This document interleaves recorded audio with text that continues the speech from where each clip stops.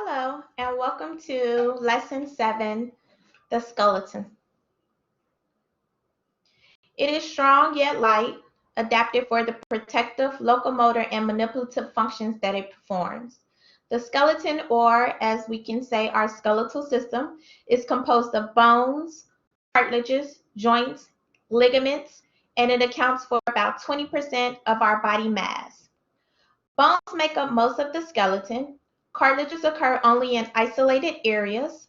Ligaments connect our bones and reinforce joints, and our joints provide the remarkable mobility of the skeleton. As you've studied in chapter 6, the skeleton is divided into two major divisions, the axial division and the appendicular division. The skeleton is structured from 80 bones segregated into three major regions, the skull, vertebral column, and the thoracic cage. This makes up the axial division. The axioskeleton forms the longitudinal axis of the body. It supports the head, neck, and trunk region. It protects the brain, the spinal cord, and the organs in the thorax, which includes the heart and the lungs. As the name suggests, the bones of our appendicular skeleton allow us to interact with and manipulate our environment. They are attached to the axioskeleton. Here's an anterior view of the human skeletons. Please study all of these bones in great detail. What's highlighted in green is your axial division, the head, the neck, and the trunk, or also called the thorax. The appendages is everything else. The appendicular division includes the appendages, which would be our upper limbs, both right and left, and our lower limbs, both right and left, and the structures that attach them to the structures in green, which is the axial division. This is the posterior view. Again, you can see the green, and which represents the axial division, and everything else will represent the appendicular division. The both pictures that you're looking at, both anterior and posterior, make up the 206 bones found in the human skeleton. Please study these bones in great detail. The skull is the body's most complex bony structure. It is formed by cranial and facial bones, and it is 22 in all. The skull encloses and protects the fragile brain and furnish attachment sites for both head and neck muscles. The facial bones form the framework of the face. They contain cavities for the special sense organs for sight, taste, and smell. They provide openings for air and food passage. They secure the teeth, and they anchor our facial muscles to allow us to have facial expressions. Most skull bones are considered flat bones. Remember, you learned in the last lesson the 4 types of bones: long bones, short bones, flat bones, and irregular bones.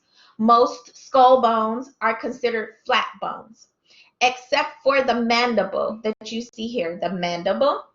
This is a lateral view of the skull. So this is the mandible, and it is the only freely movable bone of the skull. All bones of the adult skull are firmly united by interlocking joints called sutures. The major skull sutures include the coronal suture between the frontal and parietal bones, the sagittal suture, which connects the right and the left parietal bones, the squamous suture, which connects the parietal and occipital bone, and the rhomboid sutures, which connect the temporal bone and the parietal bones. The facial bones form the anterior aspect, and the cranium forms the rest of the skull. The cranium can be divided into a vault and a base. It forms the superior, lateral, and posterior aspects of the skull. The superior, lateral, and posterior aspects of the skull as well as the forehead. The cranial base forms the skull's inferior aspect, the inferior aspect. It is going to divide the base into 3 distinct steps, or what we also call fossa: the anterior fossa, the middle fossa, and the posterior cranial fossa. The brain sits snugly in these cranial fossa, completely enclosed by the cranial vault. The space enclosed by the cranial vault and the cranial base called the cranial cavity. So the brain sits inside of the cranial cavity. The cranial cavity is going to be a major part of our dorsal body cavity. The dorsal body cavity included your cranial cavity and your vertebral cavity. The skull also has about 85 named openings. Foramina, that includes foramina, canals, and canals. The most important of these provide passageways for the spinal cord, our major blood vessels serving the brain, and the 12 pairs of cranial nerves that are numbered 1 through Roman numeral 12. They all transmit information to and from the brain. The 8 cranial bones are our paired parietal bones, temporal bones, and the unpaired frontal bones, occipital bone, sphenoid bone, and our ethmoid bones. Let's discuss the frontal bone, seen here in gold or yellow. It forms our anterior cranium. This is the anterior part of the human skeleton or skull. It articulates posteriorly with our paired parietal bones via the coronal suture, as I mentioned before. And inferiorly, it forms the supraorbital margins. Each supraorbital margin is pierced by a supraorbital foramen or notch. This structure allows the supraorbital artery and nerve to pass to the forehead. The smooth portion of the frontal bone between the orbits is called the glabella.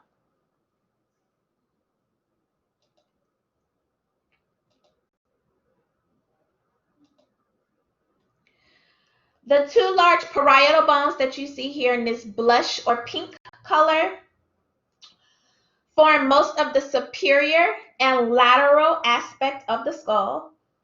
The 4 largest sutures occur where the parietal bones articulate and form a joint with other cranial bones. These sutures include, as I mentioned before, the coronal suture, which connects the frontal bone and the parietal bones. The sagittal suture, which we cannot see, I'll show you another view of it. Actually, let me show it to you now. Here's your sagittal suture, and you can see it's this sawtooth or serrated structure, and this is a joint that connects the flat skull bones. So this sagittal suture is where the parietal bones, both the right and the left parietal bone, meet superiorly at the cranial midline. The lambdoid suture, which you see here, is going to connect the parietal bones with the occipital bone. What's in brown is our posterior unpaired skull bone called the occipital bone. And I'm going to go back lateral and show you the the squamous suture. The squamous suture, which is seen here, that is going to connect our parietal bones with our temporal bone. This orangey colored bone here is our temporal bone.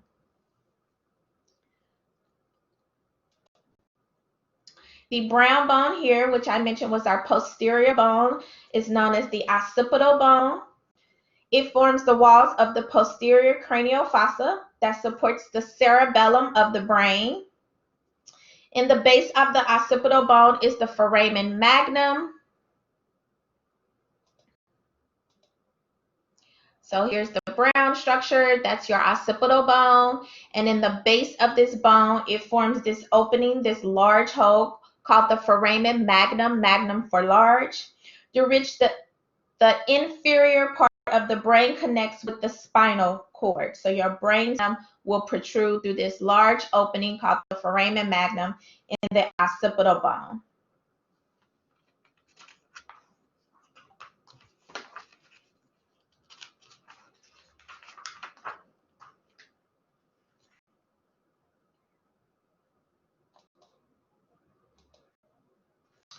And now let's discuss the temporal bone.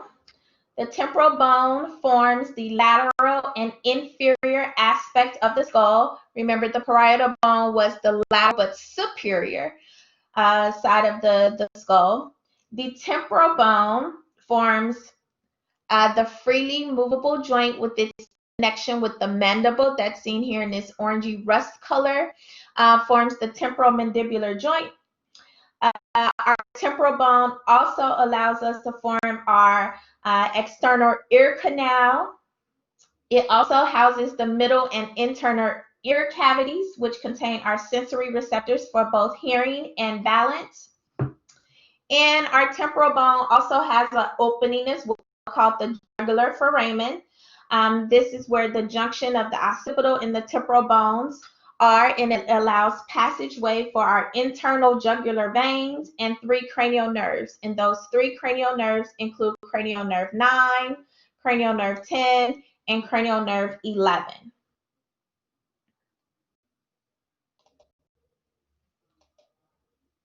Okay. This is a superior view of the base of the skull. And here I want to show you this wing-like or bat-shaped structure that's in hot pink here. This is our sphenoid bone. The bat-shaped sphenoid bone spans the width of the middle cranial fossa. It is considered the keystone bone of the cranium. It's keystone because it forms a central wedge that ties the cranial bones together. It is the only bone of the skull bones that articulates with all the other cranial bones. It articulates with all the other bones of the skull. The superior surface of the sphenoid bone bears a saddle-shaped prominence. That saddle-shaped prominence is called the sella turcica. The sella turcica, there it is right there, the wording, sella turcica, is this region here. And this is the seat of the saddle.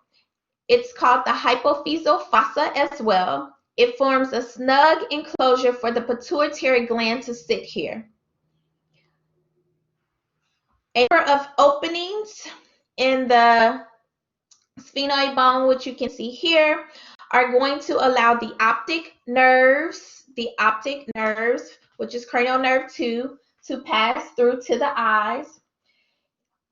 Other openings will also allow cranial nerves that control eye movements. Those cranial nerves include cranial nerve 3, cranial nerve 4, and cranial nerve 6 to enter into the orbit.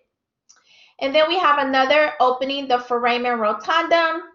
And this opening is going to provide a passageway for the branches of cranial nerve 5 to reach the face. The foramen rotunda and the foramen ovale will allow both cranial nerve 5 to pass through. Another bone, this bone that you see here sitting in the mid region of our frontal bone. Remember, this is our frontal bone. And this region here is going to be considered our ethmoid bone. I'll show you another view of our sphenoid bone and our ethmoid bone. But that's the ethmoid bone. The ethmoid bone lies between the sphenoid and the nasal bones of the face. It is the most deeply situated bone of the skull. It is formed by a cribriform plate. This cribriform plate helps form the roof of the nasal cavity and the floor of the anterior cranial fossa. The cribriform plates have many holes, tiny holes. They are called cribriform foramen. And they're going to allow the filaments of our cranial nerve 1, which is the olfactory nerve, to pass from the smell receptors in the nasal cavity to the brain, allowing us to carry out the sense of smell. This ethmoid bone also has a structure called crista galli. This is the outermost covering of the brain, where this is where the outermost covering of the brain is to attach. And this structure, the crista galli, is going to secure the brain to the cranial cavity. The ethmoid bone also can divide the nasal cavity into right and left halves. So let's just go to our facial anterior view again. So here's the anterior view, and this orangey rust color bone here is the ethmoid bone. So you can see that it forms the medial wall of the orbital cavity, and it's on both sides, the medial wall of the orbital cavity. So it helps divides the nasal cavity into right and left halves. It is going to form the superior and middle nasal conchae. Okay, so that is your ethmoid bone. The facial bones is made up of, or the facial skeleton is made up of 14 bones, of which only the mandible and the vomer are unpaired. We only have one mandible, and this structure here, this blue structure here, this little tiny region here is called the vomer. They are the only single bones of the facial skeleton.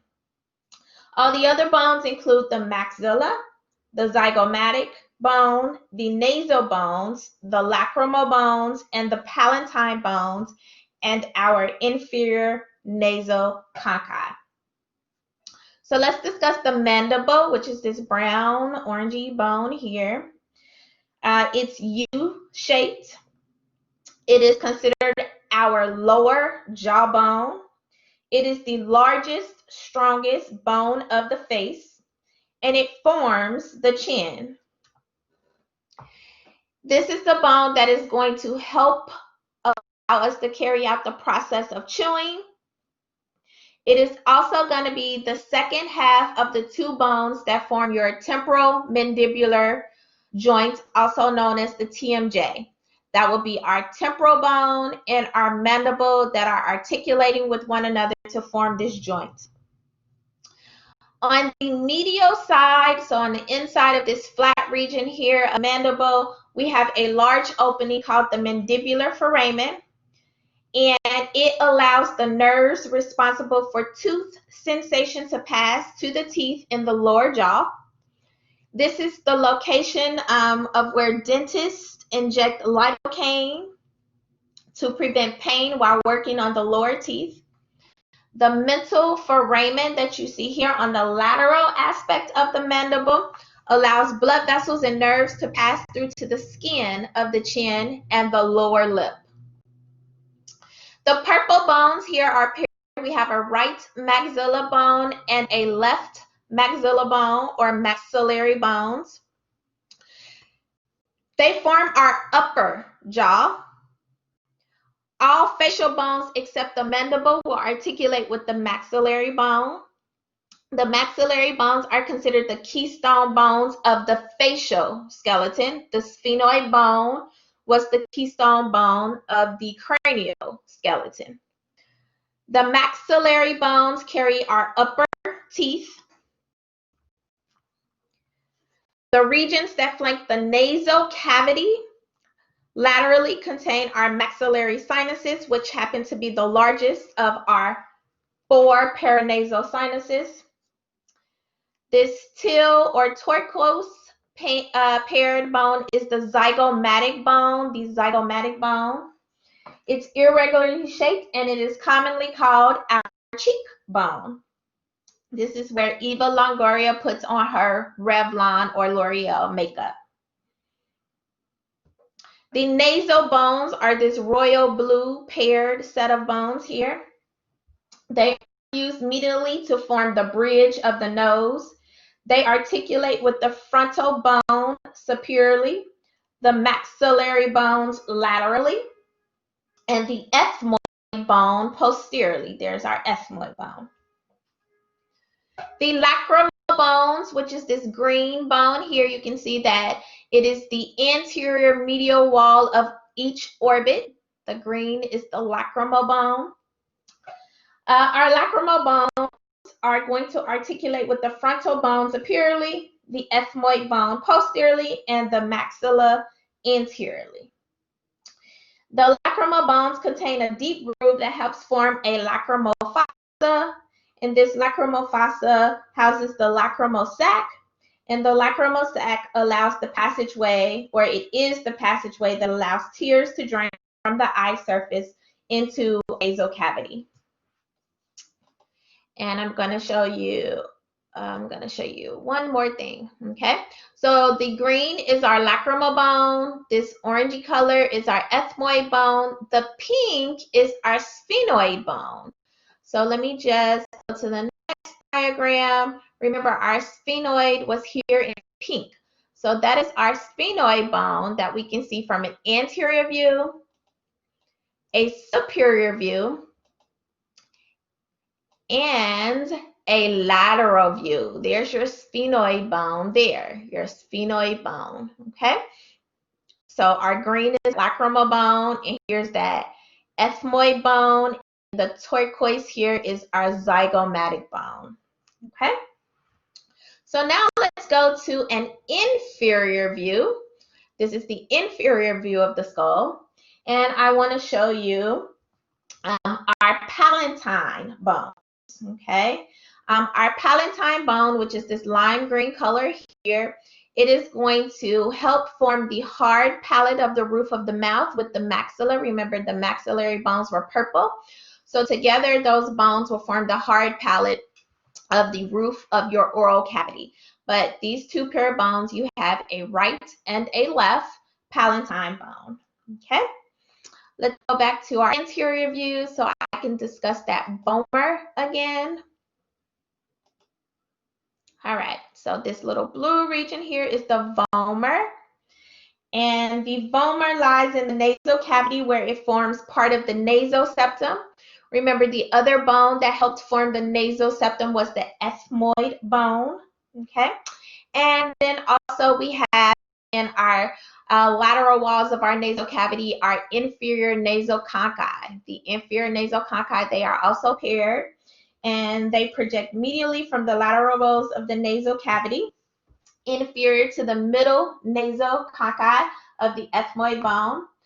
They are the largest of the three pairs of our conchi. We have a superior, a middle, and an inferior. The superior and the middle are part of your ethmoid bones, and your inferior nasal conchi are separate bones from there. So they are the largest of the three, and they form the lateral part of the nasal cavity. Okay, so those are the bones of your skull.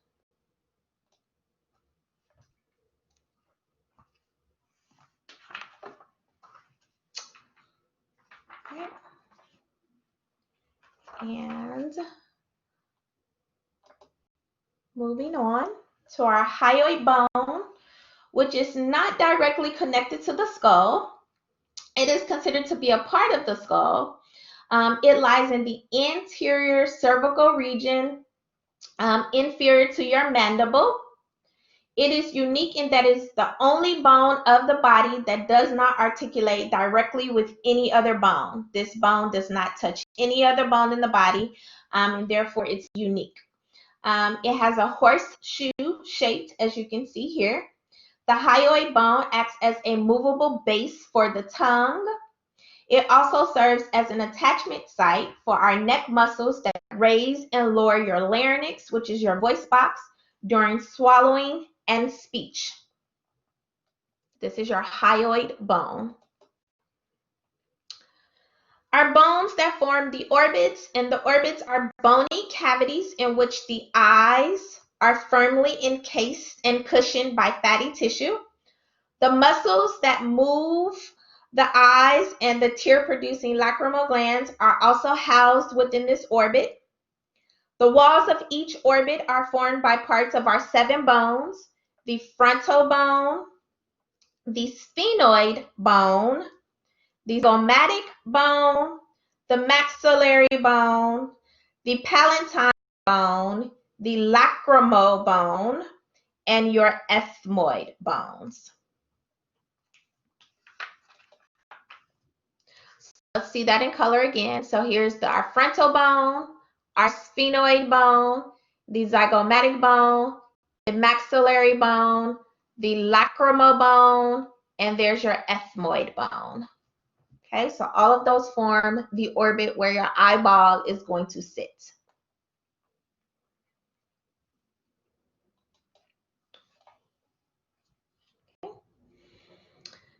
The 5 skull bones that form our parietal sinuses will be our frontal bone, the sphenoid bone, the ethmoid bone,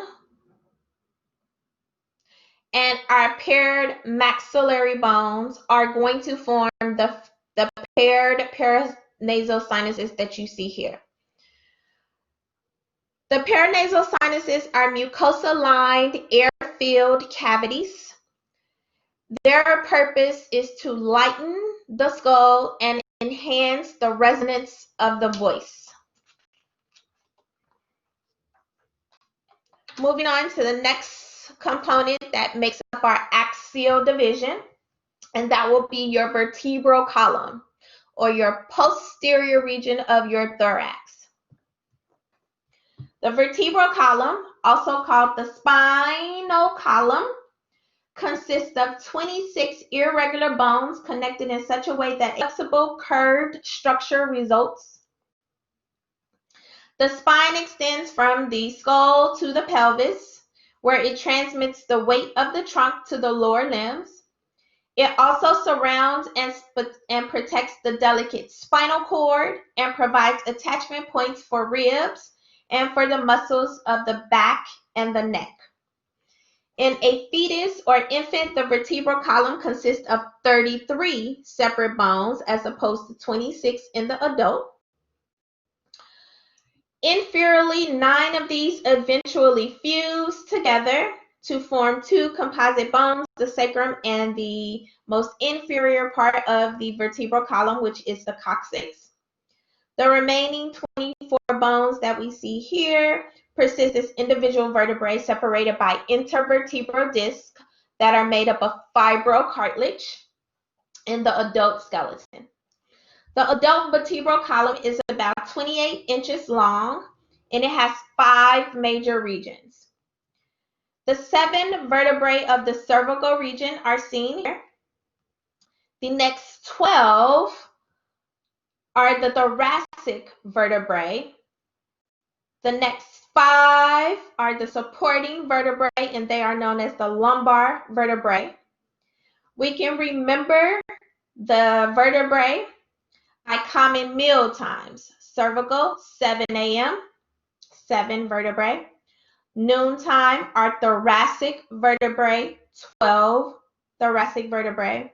And 5 p.m. dinner time will be our lumbar vertebrae. The vertebrae become progressively larger from the cervical to the lumbar, and this is to support greater weight.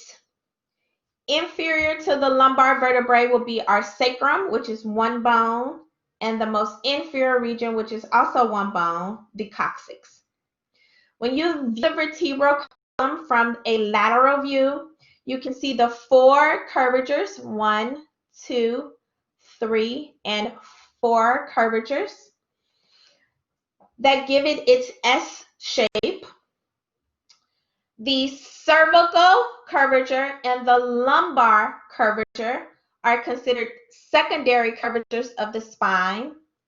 The thoracic curvature and the and the sacral curvature, thoracic curvature and sacral curvature are considered primary curvatures.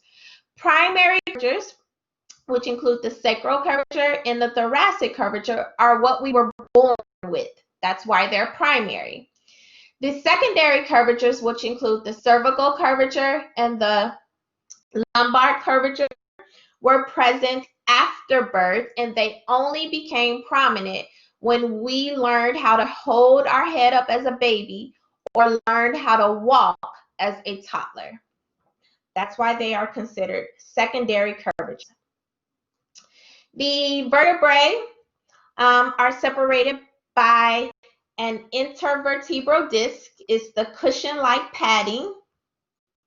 And we know that it is made up of fibrocartilage from our last lesson. The fibrocartilage, or this intervertebral disc, is sandwiched between the bodies of the neighboring vertebrae. They act as shock absorbers during walking, jumping, and running.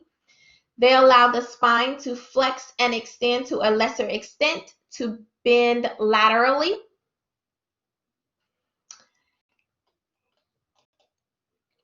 Here's an MRI of our vertebral column, and this is to show you our intervertebral disc in between each vertebrae.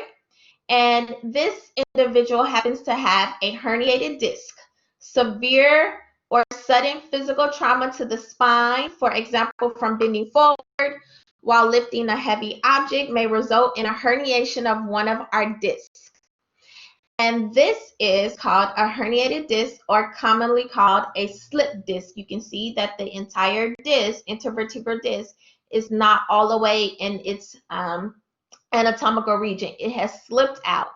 And now this protrusion of this disc presses on the spinal. You can see the spinal cord here. So it's pressing on the spinal cord or spinal nerves, and it can create numbness or excruciating pain. Herniated disc can be treated surgically if all the other treatments fail. Non-surgical treatments include painkillers, muscle relaxants, ice, heat, and physiotherapy.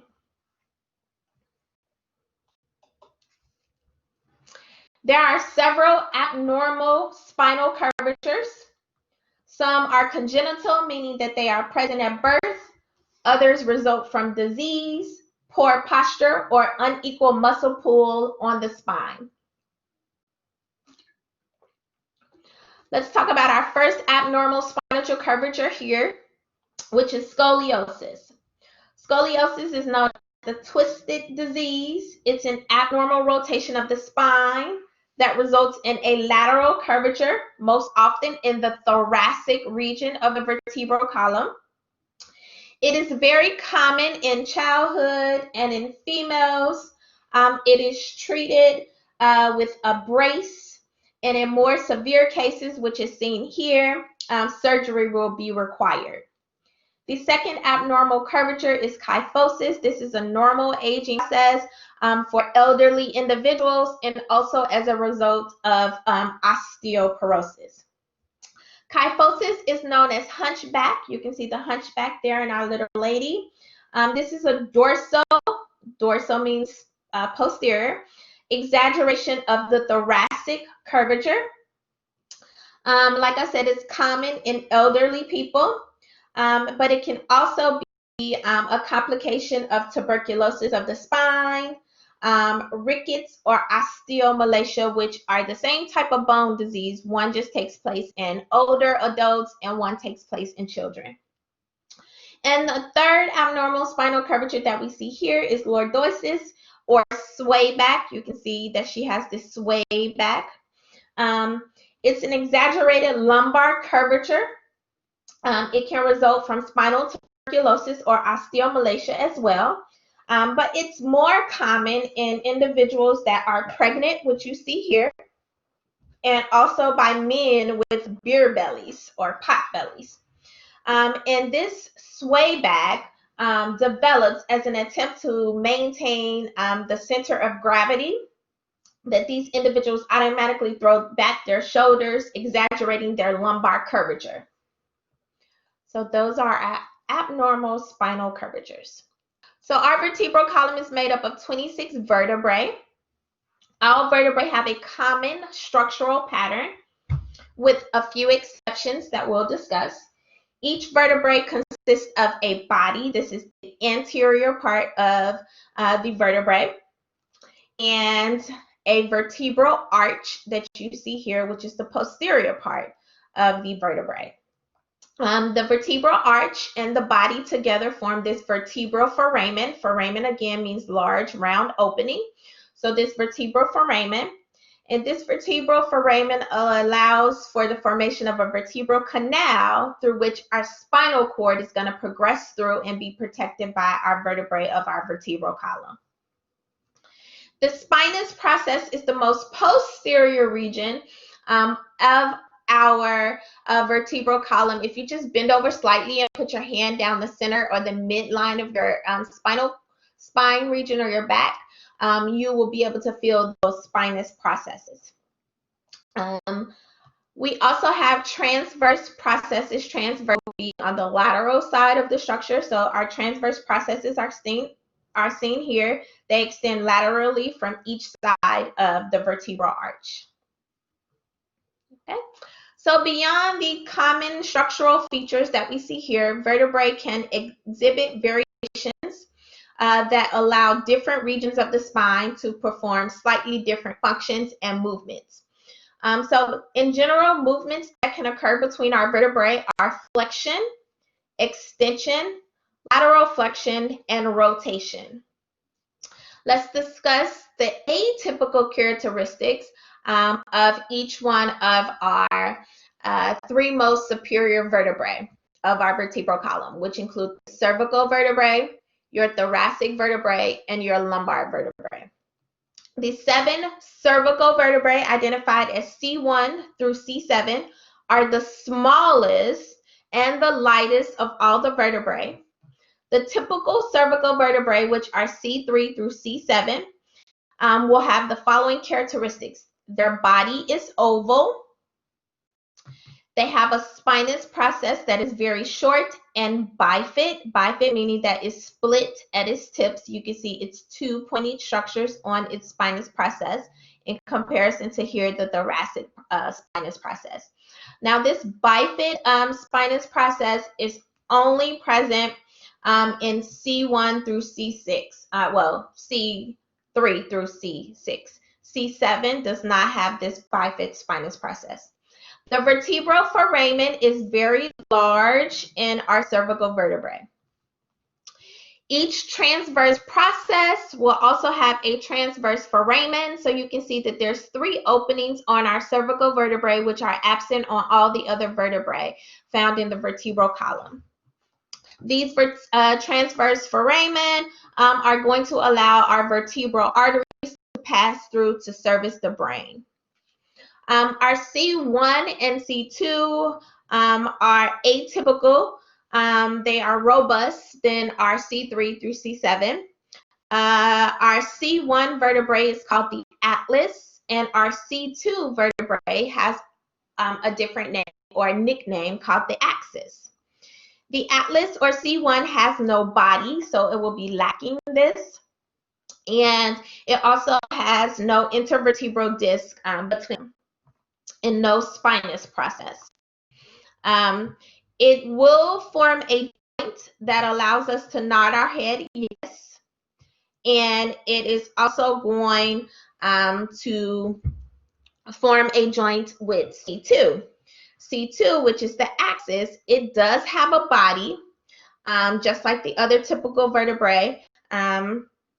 Its unusual feature is a structure called the dens, and this is a knot-like structure found on the anterior surface or superior surface of this bone. And this dens is what's going to act as a pivot for the rotation of the atlas, the C1 vertebrae. And as a result of that, this joint that's formed between those 2 bones will allow you to rotate your head from side to side, indicating no. Let's take a look at the thoracic vertebrae. We have 12 thoracic vertebrae, T1 through T12. They increase in size from the first to the last. All 12 thoracic vertebrae will articulate with our ribs, and they have unique characteristics, have a heart-shaped body. They also bear facets, and these facets are what's going to allow this bone to receive the heads of our ribs to form a joint. Their vertebral foramen is circular. The vertebral foramen is circular, and the spinous process is long and it points sharply downward. Moving on to lumbar vertebrae, it is the largest of all of the 3 we just discussed. It is commonly referred to as the small of the back. It receives most of the stress and the weight. So it has enhanced weight-bearing function. Our lumbar vertebrae are named L1 through L5. The vertebral foramen is triangular. You can see that the body of the lumbar vertebrae are larger than any other body. And the spinous process is going to be short, but it's easily seen when a person bends forward. And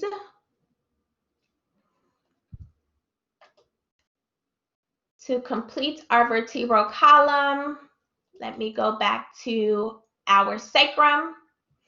The sacrum is the triangular region of the vertebral column seen here. It is formed by 5 fused vertebrae. They were named S1 through S5.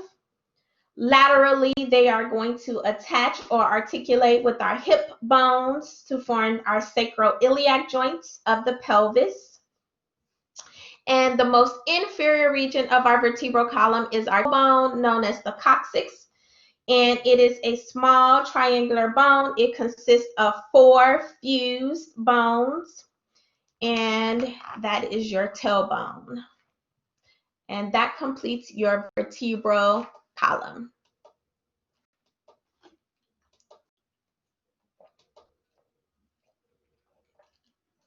All right. Now let's discuss our thoracic cage. Our thoracic cage will make up your anterior part of your thorax. Our vertebral column was the posterior part of our thorax, completing our axial division, which was the head, the neck, and the thorax, or the trunk. Anatomically, the thorax is the chest, both anterior and posterior, and its bony underpinnings are called the thoracic cage. The thoracic cage includes the thoracic vertebrae posteriorly, your ribs laterally, and anteriorly your sternum or breastbone, as well as the costal cartilages that you see in light blue here. The costal cartilages are what's going to secure the ribs to the sternum anteriorly. The thorax forms a protective cage around the vital organs of the thoracic cavity, which are the heart, the lungs, and the great blood vessels. It supports the shoulder girdles and upper limbs, and provides attachment sites for many muscles of the neck, back, chest, and shoulders.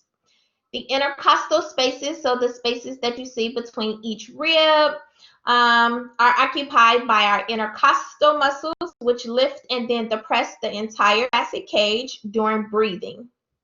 Let's talk about our breastbone, or also known as the sternum. It lies in the anterior midline of the thorax. It is considered a flat bone. It is approximately 6 inches long, and it results from the fusion of 3 bones.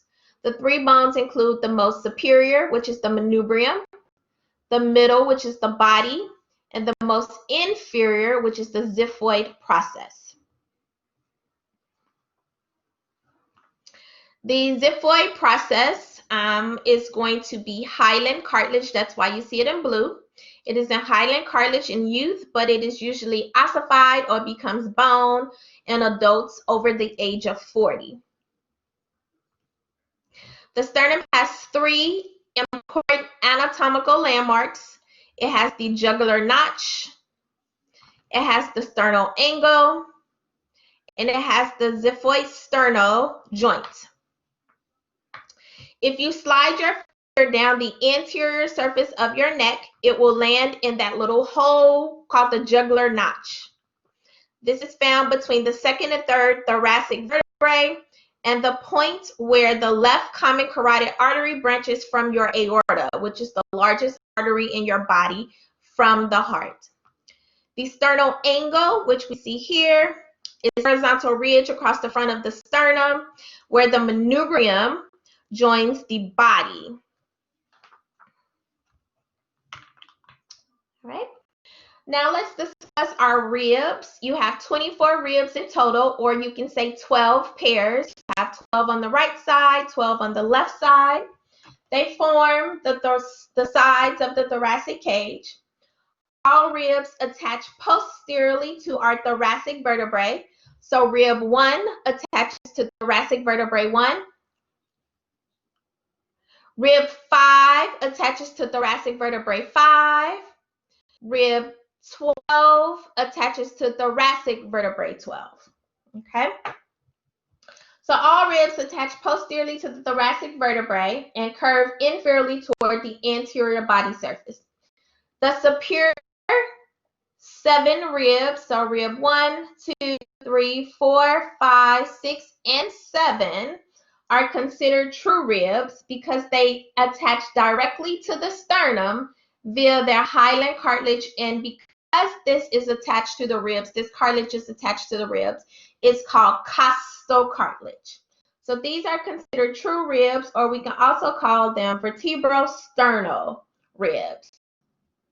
The remaining 5, so ribs 8, 9, 10, 11, and 12, are considered false ribs because they either attach indirectly to the sternum or entirely lack a sternal attachment. You can see rib 12 and rib 11 do not attach to, rib 11 and rib 12 do not attach to the sternum anteriorly.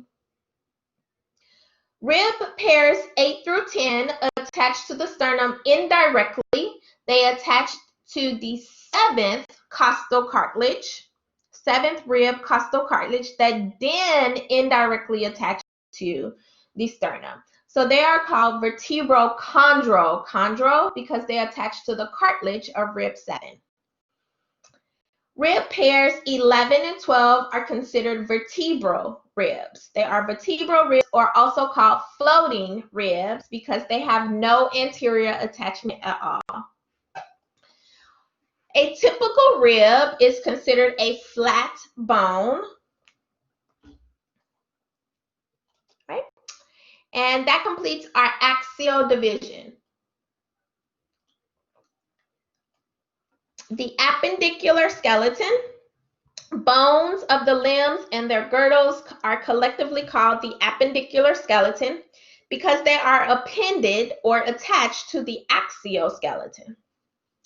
The pectoral girdles, which will be the shoulder girdles, attach the upper limbs to the body trunk. And the more sturdy pelvic girdles or hip girdles secures the lower limbs to the axial skeleton. The appendicular skeleton enables us to carry out the movements typical of our freewheeling and manipulative lifestyle. Each time we take a step, throw a ball, or text a friend, we are making good use of our appendicular skeleton. Please refer to your more detailed PowerPoints, your anatomy lab, e-text, your anatomy atlases, if you have that as a resource as well, to study the name and location of each bone that makes up our skeletal system. There are 30 separate bones that form the bone framework for each upper limb. Each upper limb includes the right upper limb and the left upper limb. Each of these bones may be described regionally as a bone of the arm, the forearm, or the hand.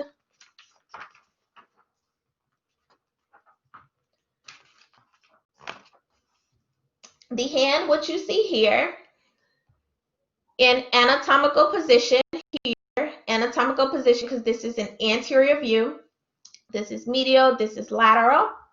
The skeleton of the hand includes the bones of the wrist, the bones of the palm, and the bones of the fingers. The bones of the wrist are called the carpals. The bones of the palm are called the metacarpals, and the bones of the fingers are called the phalanges. Here you can see that the carpals are attached to our distal part of our medial bone of our forearm, which is the ulna, and the lateral bone of the forearm, which is the radius. We are going to study our carpals. Our carpals are considered short bones. There are 8 carpals. Gliding movements occur between these bones as if you were waving your hand. The carpals are arranged in 2 irregular rows of 4 bones. So here's one row of 4 bones. Here's the distal row of 4 bones. In the proximal row, starting on our lateral side, which is the thumb in anatomical position, we have our scaphoid. The next bone is your lunate. Then you have your triquetrum, and then you have your pisiform. Moving into our distal row and going back lateral, we have our trapezium, our trapezoid. The next bone would be our capitate, and then we have our hamate bone. There are numerous memory jogging phrases to help you recall the carpals in the anatomical position in the order that they were just provided, such as Sally left the party to take Cindy home. That's one way we can remember the 8 carpals in their anatomical order. Or stop letting those people touch the cadaver's hand. The metacarpals, the 5 bones of the palm of the hand. Meta for middle. What are we in the middle of? The carpals and the phalanges. So 5 metacarpals radiate from the wrist-like spokes to form the palm of the hand. These small, long bones, remember our carpals were short bones, our metacarpals are long bones because they are longer than they are wide.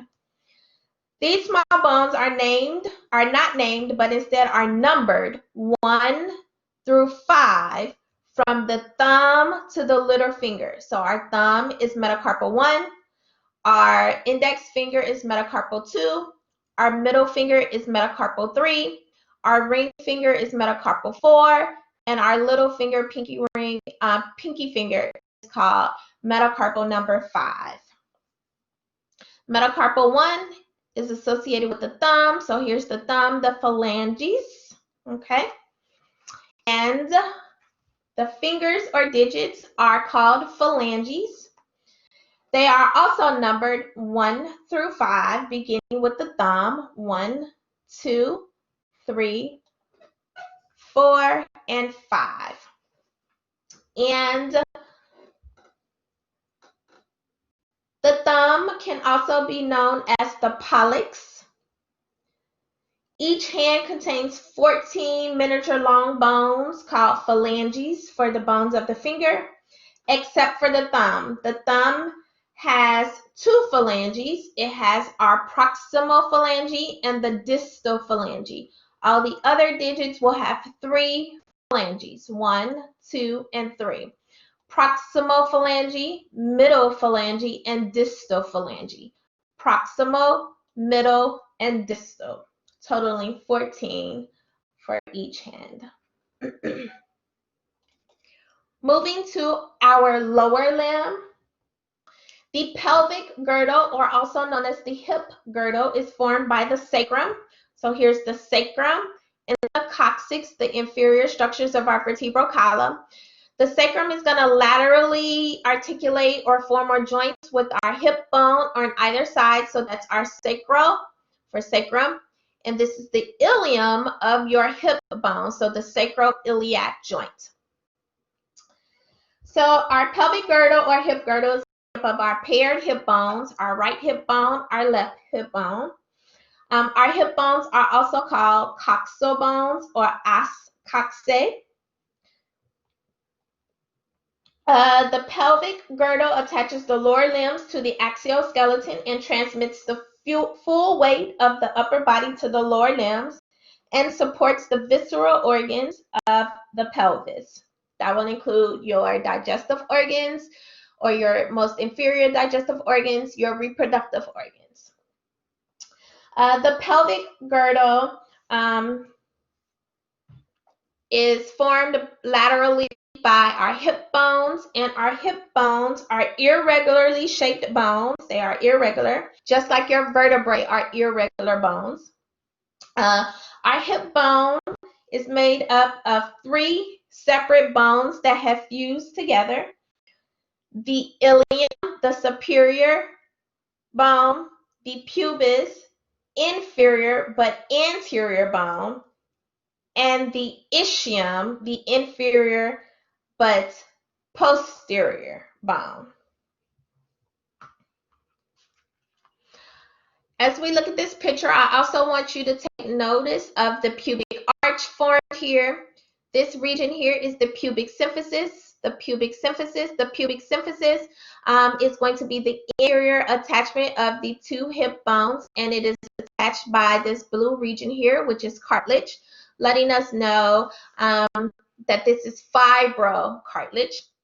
I also want you to take note of the pelvic brim that's formed here, the pelvic brim, and the acetabulum. The acetabulum is where the head of the femur will sit. The acrest is the brim of the ilium of the hip bone, and that is where we place our hands on our hips.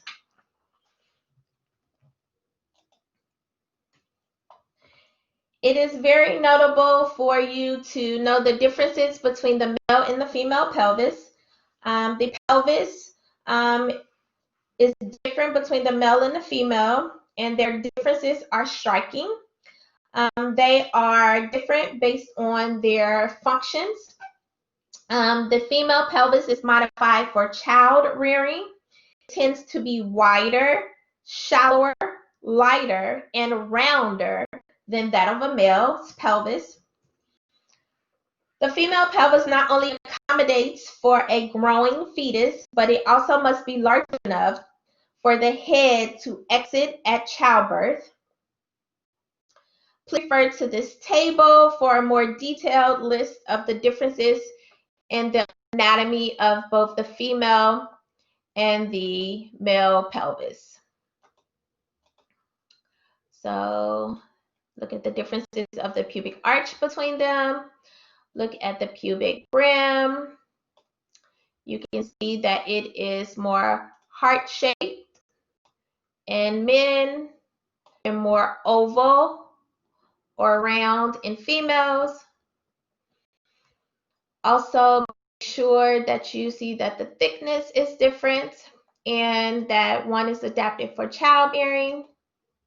Okay. All right.